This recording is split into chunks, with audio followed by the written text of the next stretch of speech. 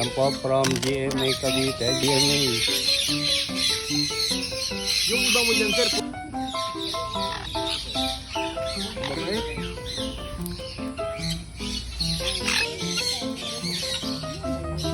Sunflower yan.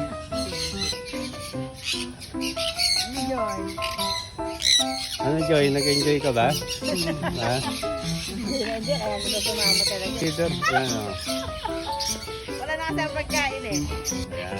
So, ibig sabihin okay lang siya, hindi siya ma-over. Overfeeding, hindi naman sir.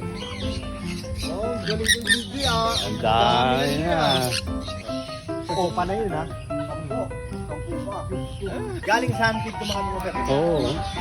Kasi hindi mo pwedeng mag-apply ba yung ano pag Yung bigla mo na lang pakakawala na. Baby pa yan eh, hinahantid ko na.